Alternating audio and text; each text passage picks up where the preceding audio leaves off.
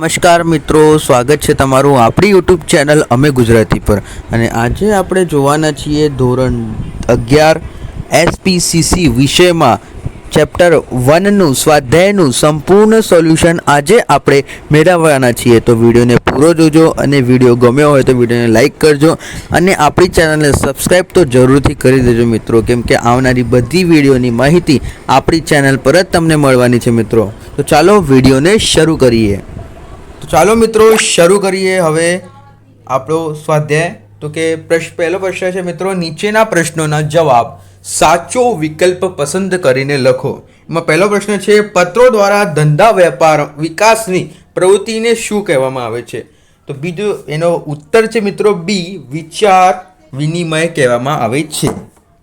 મિત્રો તમે આપણી ચેનલને સબસ્ક્રાઈબ ના કરી હોય તો ચેનલને સબસ્ક્રાઈબ જરૂરથી કરી દેજો, કેમ કે તમને પરીક્ષાના લાસ્ટ દિવસ સુધી તૈયારી કરવામાં આવશે અહીંયા અને તમને આઈએમપી આપવામાં આવશે, આઈએમપી પ્રોવાઈડ કરવામાં આવશે અને જે પણ વગેરેની માહિતી, નવા નવા સમાચારો હશે શિક્ષણને લગતા, એ બધા સમાચારો આપણી ચેનલ પર મૂકવામાં આવશે। તો એને જોવામાં તમારી વિનંતી અને તમને આ ખૂબ જ ઉપયોગી થવાનું છે, તમને તમારા નાના ભાઈ બહેનોને, કેમ કે આપણે ચેનલ પર બધા ધોરણના મૂકવામાં આવશે। ત્યારબાદ મિત્રો છે બીજો પ્રશ્ન છે, માહિતી સંચાર પ્રક્રિયાની સફળતા કયા મુદ્દા દ્વારા નક્કી કરી શકાય છે? તો બી, પ્રતિભાવ દ્વારા।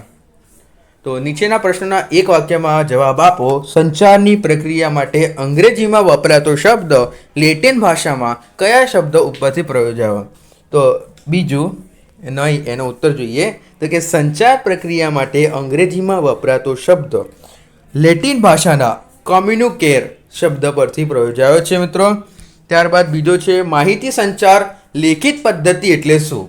તો માહિતી સંચાર ભાષા, શબ્દો અને ઉપયોગ કરીને લીટીમાં લખાણ દ્વારા મોકલવામાં આવે છે એવી પદ્ધતિને લેખિત માહિતી સંચાર પદ્ધતિ તરીકે ઓળખવામાં આવે છે। મૌખિક માહિતી સંચાર શા માટે આધારભૂત ગણાતો નથી? તો મૌખિક માહિતી સંચાર લેખિત પુરાવાની ગેરહાજરીમાં આધારભૂત ગણાતો નથી। લેખિત માહિતી સંચાર પદ્ધતિ પ્રતિભાવ શા માટે વિલંબ રહે છે? તો લેખિત માહિતી સંચાર પ્રત્યક્ષ નહીં પરંતુ પરોક્ષ રૂપે માહિતી સંચારો થતો હોવાથી સામા પક્ષનો પ્રતિભાવ વિલંબ થવાથી સંભાવના રહેલી છે। મૌખિક માહિતી સંચાર પદ્ધતિની લાક્ષણિકતા જણાવો। તો મૌખિક માહિતી સંચાર પદ્ધતિની લાક્ષણિકતાઓ: માહિતીને અનુરૂપ ભાષા અને શબ્દો ઉપયોગ કરવો, માહિતી સંચારની બોલીને કરાય છે, શબ્દોના ઉચ્ચારણ સ્પષ્ટ સાંભળી શકાય છે એવા મોટા અવાજે કરવા, બોલવા માટે વાક્ય રચનાનો ઉપયોગ કરવો, બોલનાર જરૂરિયાત મુજબ ભાવ અને હલનચલનનો પ્રયોગ કરે છે, બોલનાર વ્યક્તિ જૂથ વચ્ચે માહિતી સંચારની થઈ શકે। ત્યારબાદ મિત્રો જોઈએ બીજો પ્રશ્ન નંબર 3નો બીજો પ્રશ્ન, તો કે લેખિત માહિતી સંચાર પદ્ધતિના વિવિધ સ્વરૂપો જણાવો। તો લેખિત માહિતી સંચાર પદ્ધતિ વિવિધ સ્વરૂપો નીચે મુજબ છે। તો હસ્તાપ્રાત, સાહિત્યપત્ર લેખન, ઈમેલ, વર્તમાન સામયિકો, જાહેર ખબરો, ચોપાનિયા વગેરે। માહિતી સંચારના વિવિધ પ્રક્રિયાઓ પૈકી શ્રાવ્ય પદ્ધતિના ઉદાહરણ। તો નીચેના શ્રાવ્ય પદ્ધતિના ઉદાહરણ છે શ્રાવ્ય માહિતી સંચારની પદ્ધતિઓના ઉદાહરણ નીચે મુજબ છે મિત્રો, કે રેડિયો, ટેલિફોન, સીડી અને ટેપ રેકોર્ડર વગેરે મિત્રો આમાં ઉત્તર આવે છે એનો। ત્યારબાદ ચોથો પ્રશ્ન છે, નીચેના પ્રશ્નોના મુદ્દતસર જવાબ આપો। તેમાં પહેલો પ્રશ્ન છે, માહિતી સંચારની વિવિધ પદ્ધતિઓની યાદી આપો। માહિતી સંચારના મુખ્ય 6 પદ્ધતિઓ છે। એક પદ્ધતિ છે મૌખિક પદ્ધતિ, બીજી છે લેખિત, ત્રીજી છે દ્રશ્ય, ચોથી છે શ્રાવ્ય અને છઠ્ઠી છે મૌન પદ્ધતિ। ત્યારબાદ તો પહેલું છે મૌખિક પદ્ધતિ। મૌખિક પદ્ધતિમાં આવે મિત્રો કે માહિતી અનુરૂપ ભાષા અને શબ્દોના ઉપયોગો દ્વારા બોલીને કરવામાં આવતી માહિતી સંચાર પદ્ધતિને મૌખિક માહિતી સંચાર પદ્ધતિ તરીકે ઓળખવામાં આવે છે। માહિતી સંચાર આ પદ્ધતિમાં ઉચ્ચારણની સ્પષ્ટતા અને સાંભળી શકાય એવો મોટો અવાજ જરૂરી હોય છે। વાતચીત, વાર્તાલાપ, સંવાદ, ગોષ્ઠી, ભાષણ, જૂથ ચર્ચા વગેરે પદ્ધતિ ઉદાહરણ છે। લેખિત માહિતી ભાષા શબ્દો ઉપયોગ કરીને યોગ્ય લિપિમાં લખાણ દ્વારા મોકલવામાં આવે એવી પદ્ધતિને લેખિત માહિતી સંચાર પદ્ધતિ કહેવામાં આવે છે અને ઓળખવામાં આવે છે. અહીં લખાણની શૈલી અને શબ્દોની યોગ્ય પસંદગી મહત્ત્વનો ભાગ ભજવે છે. સાહિત્ય પુસ્તક, પત્રલેખન, હસ્તપત્ર, ઈમેલ, વર્તમાનપત્રો, સામયિકો, જાહેર ખબરો એટલે કે હોર્ડિંગ, ચોપાનિયા, ફરફરિયા વગેરે લેખિત માહિતી સંચારના ઉદાહરણો છે. દ્રશ્ય શબ્દો વગર ચિહ્નો, પ્રતીકો, ચિત્ર, આલેખ, નકશા, રંગ વગેરે દ્વારા બોલ્યા સાંભળ્યા વગર જોઈ શકાય અને સમજી થતી માહિતી સંચાર પદ્ધતિને દ્રશ્ય પદ્ધતિ કહેવામાં આવે છે. ત્યારબાદ છે શ્રાવ્ય પદ્ધતિ. મિત્રો, શ્રાવ્ય પદ્ધતિ ભાષા શબ્દોનો ઉપયોગ તથા જુદા જુદા અવાજ દ્વારા બોલનાર અને સાંભળનાર સામસામે ન હોય તો પણ થતી માહિતી સંચાર પદ્ધતિ એટલે શ્રાવ્ય માહિતી સંચાર પદ્ધતિ. રેડિયો, ટેલિફોન, સીડી, ટેપ રેકોર્ડર વગેરે આ પદ્ધતિનો ઉદાહરણો છે. ત્યારબાદ દ્રશ્ય શ્રાવ્ય પદ્ધતિ. મિત્રો, તો કે માહિતી સંચાર એવી પદ્ધતિ કે જેમાં જોવાનું અને સાંભળવાનું બંને એકસાથે થતું હોય. દ્રશ્ય શ્રાવ્ય પદ્ધતિમાં કહેવામાં આવે છે મિત્રો, ચલચિત્ર, ડીવીડી, ટેલિવિઝન, કમ્પ્યુટર જેવા માધ્યમો, ઉપકરણો જોવાનું અને સાંભળવાનું સાથે સાથે થાય છે, તેથી તે દ્રશ્ય શ્રાવ્ય પદ્ધતિના ઉદાહરણો છે. છઠ્ઠું, મૌન. માહિતી સંચાર શબ્દો વગર પણ શક્ય છે. માહિતી સંચારની એવી પદ્ધતિ કે જેમાં શબ્દો ગેરહાજરી હોય અને તે મૌન તરીકે ઓળખવામાં આવે છે. અને મૌન સહમતિ સૂચક હોય છે તો ક્યારેક અસહમતિ પણ દર્શાવે છે. મૌન પાડીને સંવેદના પ્રગટ કરવા છે. શાબ્દિક અભિવ્યક્તિમાં વચ્ચે વપરાતી થોડીક ક્ષણ માટે ચૂપ દીદી ધ્યાનમાં ખેંચીને કે વધુ પર ભાર મૂકો સૂચન કરે છે. ત્યારબાદ મિત્રો એના પછીનો પ્રશ્ન છે, પ્રશ્ન બીજો છે. તો મિત્રો, હજુ સુધી તમે આપણી ચેનલને સબસ્ક્રાઈબ ના કરી હોય તો તમને મહેરબાની છે કે આપણી ચેનલને સબસ્ક્રાઈબ કરી દો, કેમ કે આ જે ચેનલ છે એ તમને પરીક્ષા સુધી ઉપયોગીમાં આવશે. કદાચ આપણે તમને લગતું સોલ્યુશન પણ કરાવવાનું છે જે તમારા માટે ગિફ્ટ સ્વરૂપમાં આવવાનું છે. જે કોઈ પણ યુટ્યુબ ચેનલવાળા એ સોલ્યુશન કરાવતા નથી, ગુજરાતવાળા વિદ્યાર્થીઓ માટે આપણે એનું સોલ્યુશન કરાવવાના છે. મિત્રો, તો વિડીયોને પૂરો જોજો અને ચેનલને સબસ્ક્રાઈબ તો જરૂરથી જ કરો. મિત્રો, લાઈક કરો ના કરો, ચેનલને સબસ્ક્રાઈબ જરૂરથી કરો. ત્યારબાદ એના પછીનો પ્રશ્ન છે, માહિતી સંચાર પ્રક્રિયાના તબક્કાઓ જણાવો. મિત્રો, માહિતી સંચારના તબક્કાઓ ખૂબ અગત્યના હોય છે જે તમને પરીક્ષામાં વારવાર પૂછાતા રહે છે. મિત્રો, તો માહિતી સંચાર પ્રક્રિયાના 7 તબક્કા છે. 1. બોલનાર. તો માહિતી મોકલનાર અથવા વક્તા અન્ય વ્યક્તિ કે જૂથને માહિતી પહોંચાડો આશયથી માહિતી પ્રસાર પ્રક્રિયા શરૂ કરે છે. જો મિત્રો તમને કોઈ પણ પ્રશ્ન હોય તો તમે કોમેન્ટ બોક્સમાં કરીને જણાવી શકો છો. એનો ઉત્તર તમને 1 થી 2 કલાકમાં તરત જ આપી દેવામાં આવશે. ત્યારબાદ રજૂઆત. બોલનાર દ્વારા વિચારીને માહિતીનું સ્વરૂપ આપતા પહેલાં જે તે વિચારને કેવી રીતે રજૂ કરવો તે માટે કઈ ભાષા, શબ્દો, ચિત્રો, આવાજ માધ્યમ અનુરૂપ થશે કે તેને દ્વારા સામી વ્યક્તિ કે સાંભળનાર જૂથ સમજી શકે છે તે વિચાર પ્રક્રિયા એટલે વિચારોનો રજૂઆત. ત્રીજું, સંવેદના કે માહિતી. વિવિધ સાધનો, ઉપકરણો અથવા માધ્યમો દ્વારા વક્તા વિચારને યોગ્ય રીતે રજૂ કરે છે જે હવે સંદેશો તરીકે ઓળખવામાં આવે છે. મિત્રો, ત્યારબાદ ચોથું, માધ્યમ. સંદેશો માહિતીને મોકલવા માટે બોલનાર દ્વારા જે ભાષા, ચિત્રો, આવાજ, પત્રો, સાધનો, ઉપકરણો ઉપયોગ કરવામાં આવતો હોય તેને સંદેશો માહિતી બીજી જગ્યાએ પહોંચાડવામાં આવે છે તેને માધ્યમ કહેવામાં આવે છે. અને આ પરિસ્થિતિની જરૂરિયાત પ્રમાણે વક્તા યોગ્ય માધ્યમની પસંદગી કરે છે.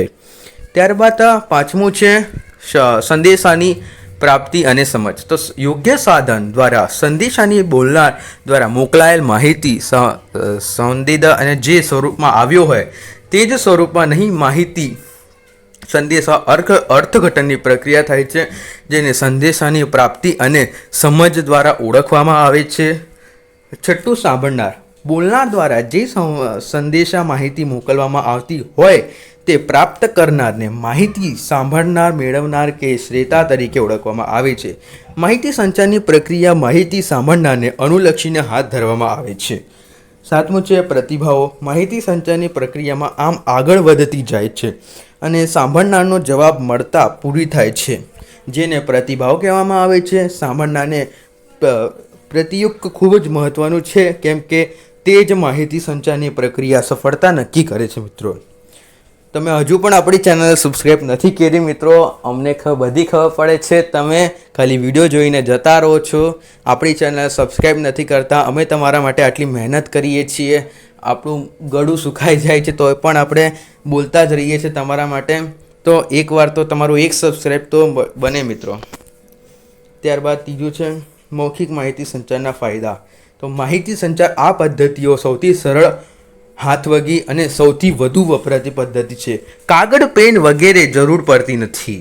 સામાન્યપણે પ્રત્યક્ષ રીતે થનાર આ પદ્ધતિ બોલનારને સાંભળનારનો પ્રતિભાવ તુરંત મળે છે, જેથી ગૂંચવણભરી પરિસ્થિતિમાં ઊભી થાય તો તેનું નિરાકરણ પણ તુરંત લાવી શકાય છે. ચોથું સાંભળનાર. સાંભળનાર તરફથી મળતો ત્વરિત પ્રતિભાવ બોલનારને ઉત્સાહ પ્રેરક અને પ્રેરણાદાયક બનાવે છે. તેમાં 5મું માહિતીની આપ-લે. આ પદ્ધતિ બોલનારને સાંભળનાર તરફથી ઝડપથી પ્રતિભાવ મળે છે, તે માટે અનુસાર સાધનો, માધ્યમો પરિવર્તન લાવી સુધારણા કરી શકે છે. તેથી માહિતી સંચારની અસફળતા સંજોગો નહિવત બને છે. ત્યારબાદ મિત્રો 6મું છે સાંભળનાર જો નિરીક્ષક હોય તો પણ માહિતીનું પ્રત્યાયન આ પદ્ધતિ શક્ય બને છે. મિત્રો, ત્યારબાદ 7મું છે આ પદ્ધતિમાં સમયનો બચાવ થાય છે. આ જે પદ્ધતિ છે આપણી મૌખિક માહિતી સંચારના ફાયદા, એમાં સમયનું બચત પણ એક ખૂબ અગત્યનો ટોપિક છે. ત્યારબાદ પ્રશ્ન નંબર 5 જોઈએ તો નીચેના પ્રશ્નોના વિસ્તારપૂર્વક જવાબ આપો. તો એનો ઉત્તર આપણે જોઈશું. માહિતી સંચાર પ્રક્રિયાનું આકૃતિ સાથે વર્ણન. તો મિત્રો, તમને તો દેખાતું જ હશે આપણી સ્ક્રીન પર કે આ રીતે સરસ મજાનું કોષ્ટક તૈયાર કરવામાં આવ્યું છે. તો કે બોલનાર, રજૂઆત, સંદેશા માધ્યમ. તમે આને નાનું કરીને પણ જોઈ શકો છો, સ્મોલ કરીને, અને એને મોટું કરીને પણ જોઈ શકો છો. તો કે બોલનાર રજૂઆત કરે છે, પછી એના પછી સંદેશો માહિતી ગ્રહણ કરે છે, પછી માધ્યમમાં આપે છે, પછી સંદેશા પ્રાપ્તિ, સાંભળનાર, એ રીતે પછી પ્રતિભાવ એટલે કે ફીડબેક એનો આવે છે. આપણે કહીએ ને, તમે આપણો ફીડબેક આપો. જેમ કે હું તમને કહું કે તમને વિડીયો કેવો લાગ્યો, એવું તમે કમેન્ટમાં જણાવો. એટલે કે એનો ફીડબેક આપો કે તમને વિડીયો કેવી રીતે લાગ્યો, તમે કમેન્ટમાં જણાવી શકો છો મિત્રો. ઓકે, ત્યારબાદ આગળ વધીએ. બોલનાર, માહિતી મોકલનાર અથવા વક્તા અન્ય વ્યક્તિ કે જૂથને માહિતી, વિચાર પહોંચાડ આશ્ચર્યથી માહિતી પ્રસાર પ્રક્રિયાની શરૂઆત કરે છે. રજૂઆત. બોલનાર દ્વારા વિચારીને માહિતીનું સ્વરૂપ આપતા પહેલા જેને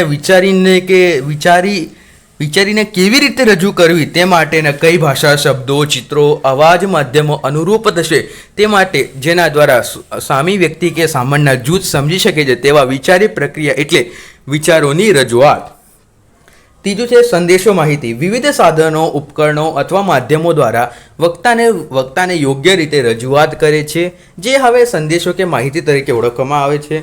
4થું છે માધ્યમ. સંદેશો કે માહિતીને મોકલવા માટે બોલનાર દ્વારા જે ભાષા, ચિત્રો, આવાજ, પત્રો જેવા સાધનો, ઉપકરણોનો ઉપયોગ કરી સંદેશો માહિતી બીજી જગ્યાએ પહોંચાડવામાં આવે છે અને તે માહિતી માધ્યમ કહેવામાં આવે છે. પરિસ્થિતિ અને જરૂરિયાત પ્રમાણે વક્તા યોગ્ય માહિતી માધ્યમની પસંદગી કરે છે. 5મું સંદેશાની પ્રાપ્તિ અને સમજ. તો યોગ્ય સાધન માધ્યમ દ્વારા સંદેશાને બોલનાર મોકલાયેલ માહિતી સંદેશ જે સ્વરૂપમાં આવ્યો હોય તે જ સ્વરૂપમાં માહિતી સંદેશાનું અર્થઘટન પ્રક્રિયા થાય છે, જેને સંદેશાની પ્રાપ્તિ અને સમજ દ્વારા ઓળખવામાં આવે છે. 6મું છે સાંભળનાર. બોલનાર દ્વારા જે સંદેશા માહિતીને મોકલવામાં આવી હોય તે પ્રાપ્ત કરીને માહિતી સાંભળનાર, મેળવનાર કે શ્રેતા તરીકે ઓળખવામાં આવે છે. માહિતી સંચારની પ્રક્રિયા માહિતી સાંભળનારને અનુલક્ષીને હાથ ધરવામાં આવે છે. 7મું છે છેલ્લું મેં કીધું એમ પ્રતિભાવ. તમે પણ આપણી યુટ્યુબનો પ્રતિભાવ આપી શકો છો. આપણી વિડીયોનો પ્રતિભાવ આપી શકો છો, ફીડબેક આપી શકો છો. એને ઇંગ્લિશ શબ્દ છે મિત્રો. તો માહિતી સંચારની પ્રક્રિયામાં આમ આગળ વધતી જાય છે અને સાંભળનારનો જવાબ મળતા પૂરી થાય છે, જેને પ્રતિભાવ કહેવામાં આવે છે.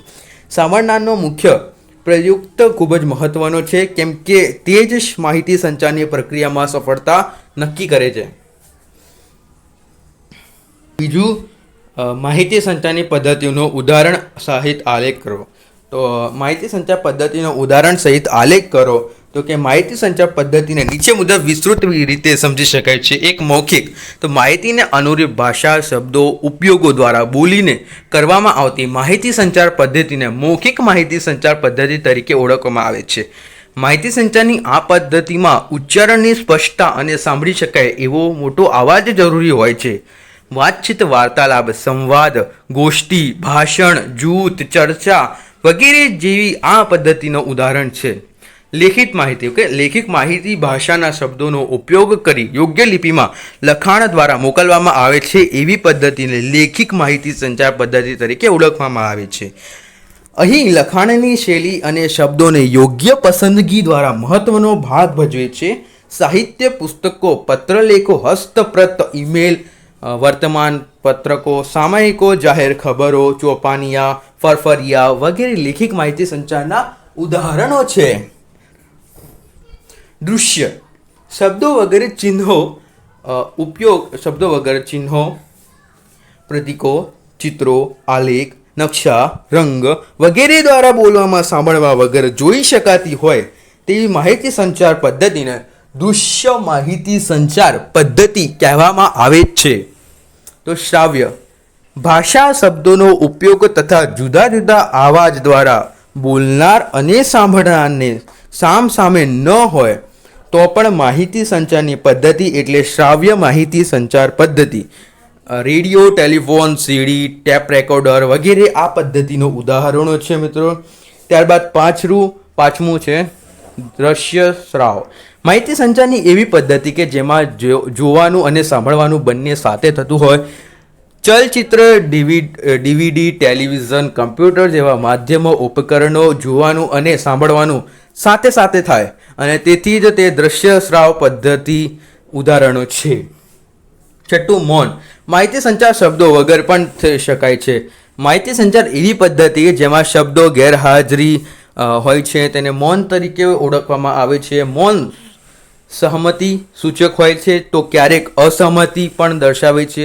મૌન પાળીને સંવેદના પ્રગટ કરાય છે. શાબ્દિક અભિવ્યક્તિના વચ્ચે વપરાતી થોડીક ક્ષણ માટે ચૂપકીદી ધ્યાન ખેંચનારી કે વસ્તુ પર ભાર મૂકનારી સૂચન કરે છે.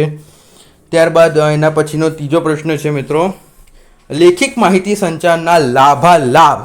તો મિત્રો તમને એક વાત સ્પષ્ટ કરી દઉં કે લાભાલાભ એટલે લાભ અને ગેરલાભ હોય છે મિત્રો. એક તો આના લાભ જણાવો અને બીજા એના ગેરલાભ જણાવો. નહીં તો તમે પરીક્ષામાં ખાલી એના લાભ લખી દેશો તો એ નહીં ચાલે મિત્રો. તમારો જવાબ અડધો થશે. આપણે પૂરો જવાબ લખવાનો. લાભાલાભ એટલે લાભ પણ અને ગેરલાભ પણ થાય છે. ત્યારબાદ છે લેખિત માહિતી સંચારના લાભાલાભ. લેખિત માહિતી સંચારના લાભાલાભ નીચે મુજબ છે. તો ફાયદા. સ્થળ કાળના બંધન વગર આ પદ્ધતિ દ્વારા માહિતી સંચાર શક્ય બને છે. માહિતી સંચારની આ પદ્ધતિ ભૌતિક સાધનોનો ઉપયોગ તે નિઃશુલ્ક રહેતી નથી, છતાં સાથે સાથે વધુ પડતી ખર્ચાળ પણ નથી. માહિતી ક્રમબદ્ધ વ્યવસ્થિત જાળવી રાખવા તે સાચવી રાખે શક્ય બને છે મિત્રો. માહિતીની યોગ્ય ગોઠવણી, જાળવણીને કારણે સંદર્ભ મેળવે છે અને ટકાવો શક્ય બને છે. લેખિત સ્વરૂપે થતા માહિતી સંચારને કાયદાકીય દ્રષ્ટિએ અધિકૃત ગણવામાં આવે છે, તેથી તેનો પૂર્વા સ્વરૂપે ઉપયોગ કરી શકાય છે. આઈ થિંક આમાં પુરવઠા હોઈ શકે છે. લેખિત અભિવ્યક્તિ માટે પૂરતો સમય મળતો હોવાથી માહિતીની પ્રસ્તુતિ વિશે સભાનપણે પ્રત્યયનો થઈ શકે છે અને તેને સુધારીને મઠારીને અસરકારક રીતે ક્ષતિરહિત બનાવી શકાય છે. ત્યારબાદ છે સાતમું, માહિતી સંચારની આ પદ્ધતિઓ માટે યોગ્ય વ્યક્તિની પસંદગી કરી તેને જવાબદારી સોંપી શકાય છે અને સંચારની પ્રક્રિયામાં ભૂલ અથવા ક્ષતિ રહી જાય તો તેને અંગેની જવાબદારી જે તે વ્યક્તિ ઉપર લાદી શકાય છે. આઠમું છે આ પદ્ધતિ જે તે સંસ્થાની માહિતી સંચાર પ્રક્રિયાને એક સૂત્રતા બક્ષે છે. નવમું છે લેખિત માહિતી સંચાર પદ્ધતિ દ્વારા જે તે સંસ્થા આગવી છાપ પણ ઊભી કરાવવામાં આવે છે. ત્યારબાદ છે મર્યાદાઓ, તો કે માહિતીની લેખિત અભિવ્યક્તિ કમસે કમ પેન અને કાગળ જેવા સાધનોનો ઉપકરણ વગર શક્ય નથી, માટે એટલે અંશે ખર્ચાળ છે. આધુનિક લેખિક સંચાર માટે સાધનો યંત્રો જરૂરી છે, તેથી તેમને ખરીદી જાળવણી જવાબદારી ઊભી થાય છે. અને ત્રીજું, લેખિક પદ્ધતિ દ્વારા વિચારો આયોજનપૂર્વક રજૂઆત માનવીની કલાકો માંગ લે છે, આમ વધુ સમસ્યા ખર્ચાળ છે. ત્યારબાદ ચોથું છે લેખિક પદ્ધતિ પ્રત્યક્ષ નહીં પરંતુ પરોક્ષ રૂપે થતી હોવાથી સામારું પક્ષે જે પ્રતિભાવ વિલંબ થવાની સંભાવના છે મિત્રો. ત્યારબાદ ઉપરોક્ત સંજોગોમાં માહિતી સંચારની પ્રક્રિયાની સફળતાપૂર્વકની પૂર્ણતા વિશે પ્રશ્નો સર્જાય છે. છઠ્ઠું છે બોલનાર મોકલીને સમજ ભાષા તથા રજૂઆતની પકડ લે છે તથા સચોટ ઉપર સફળતાનો આધાર રહે છે મિત્રો.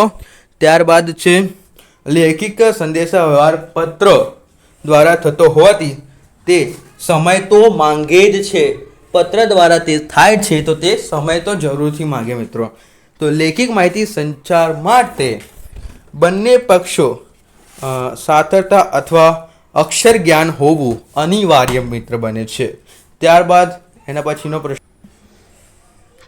આપણે એના પછીનો પ્રશ્ન જોઈએ મિત્રો. ચોથો છે મૌખિક માહિતી સંચારની મર્યાદાઓનો વર્ણવો.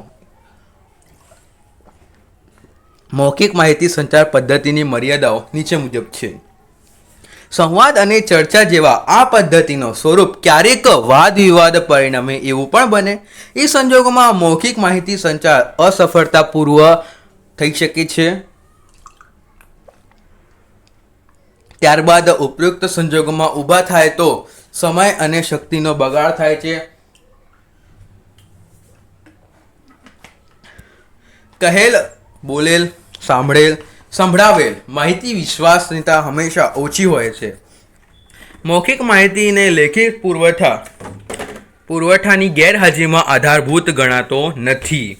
જો માહિતી વિશદ અને વિસ્તૃત હોય તો બોલનાર પક્ષે આ પદ્ધતિ સફળતા મળી શકતી નથી. મૌખિક માહિતીને બોલનાર અને સાંભળનાર બંને પક્ષને તબક્કાવાર લાંબા સમય સુધી યાદ રહી શકતી નથી. મૌખિક પદ્ધતિ માહિતી તેના મૂળ સ્વરૂપમાં જાળવી રાખી શકાતી નથી. મૌખિક માહિતી પ્રસારણની આ પદ્ધતિ બોલનારની વક્તૃત્વ છટા અને રજૂઆત યોગ્ય ન હોય તો અર્થનો અનર્થ થઈ શકે છે. ધ્યાનથી સાંભળજો મિત્રો. મૌખિક માહિતી પ્રસારણની આ પદ્ધતિમાં બોલનારની વક્તૃત્વ છટા અને રજૂઆત યોગ્ય ન હોય તો અર્થનો અનર્થ થઈ શકે છે. ત્યારબાદ નવમું છે કે બોલનારને બોલતા પહેલાં વિચાર કરવો રહ્યો, કેમ કે મોંમાંથી બોલાયેલા શબ્દો પાછી ખેંચી શકાતા નથી. આથી આપણો વિડીયો પૂરો થાય છે મિત્રો. જો તમને આપણો વિડીયો ગમ્યો હોય તો વિડીયોને લાઈક જરૂરથી કરજો અને ચેનલને સબસ્ક્રાઈબ પણ જરૂરથી નહીં કરજો અને કરજો જ.